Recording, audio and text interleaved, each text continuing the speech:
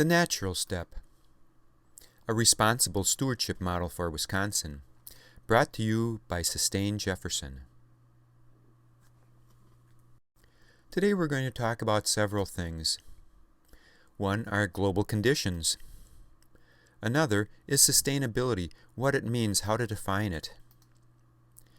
The third are examples of sustainability from around the world and the United States. The fourth is the natural step, TNS it is called, what it is, how it works, how it can be defined, what good it is. The natural step systems conditions, the science upon which the natural step is based. And finally, some strategies for change to a more sustainable, livable society. Before we begin today's presentation, it's important to set a context for these discussions. Did you know that when our nation began, the states did not call themselves states? They called themselves commonwealths. Commonwealth means just what it sounds like. It's wealth that we share in common. I don't own it, you don't own it, Fred doesn't own it, Nancy doesn't own it. It's something that we all own together. There are two types of commonwealth. The first is social commonwealth, and the other is environmental commonwealth. Social commonwealth is made up of several different types of capital. The first is social capital. These are things like cohesive families that teach their children right from wrong and instill moral and ethical value within them. Another is civics groups, governmental bodies, church groups, bowling leagues. Anytime people come together and form relationships and bonds of trust, this adds to our social capital. And education, certainly an educated workforce, but more than that, higher levels of education where people are able to think critically and make well-reasoned decisions. A second type of social commonwealth is the physical capital. This is the built infrastructure, things like bridges and highways and utilities and governmental offices. A third type of social commonwealth is systems capital. Our legal system, the defense system, our mail system, our institutes of research. Where would we be without the institutes of science and of health?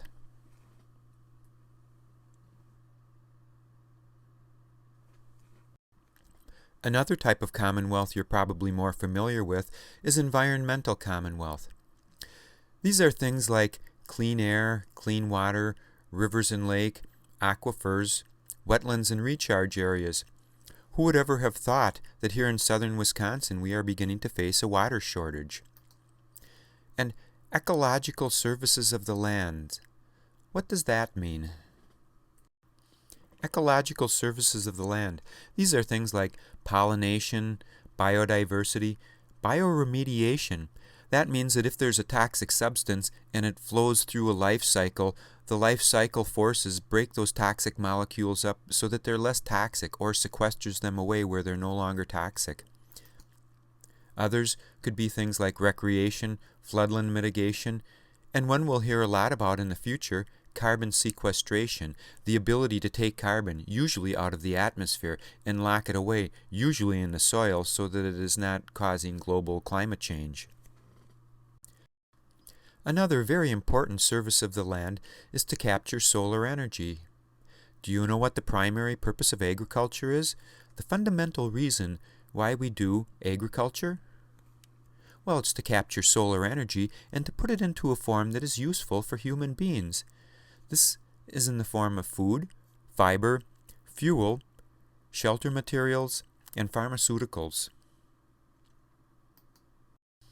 It's very important to remember about Commonwealth that we have shared ownership of it. I don't own it, you don't own it, Fred and Nancy don't own it. It's something that we all own together.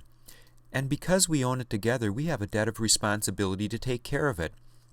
I like to say that for every right that is granted in our Constitution, there is an equal and binding responsibility, and if we accept only the right and ignore the responsibility, then we will find ourselves a nation in decline, and that is exactly what is happening today. It is very important that we retain our right of sovereignty over our Commonwealth. Sovereignty means choice, and we can easily lose our right of sovereignty over the Commonwealth. Let me give you an example. The case of an aquifer. If we poison it with chemicals, if we suck it dry, if we turn rights of it over to a corporation to manage for us, we no longer have choice or sovereignty over that Commonwealth. So we need to exercise our responsibility in regards to Commonwealth, and in so doing, we will develop interdependent relationships.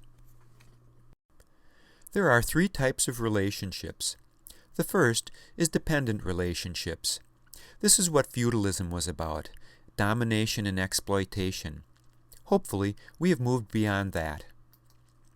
The second is independent relationships. This is what capitalism is about, and unfortunately, it leads to isolation and competition.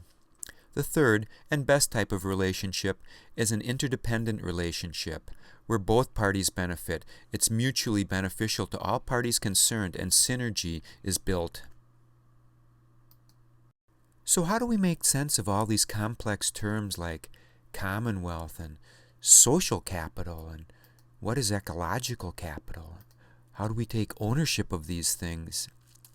What is our relationship to one another in maintaining them? What responsibilities do we have? What is our value system?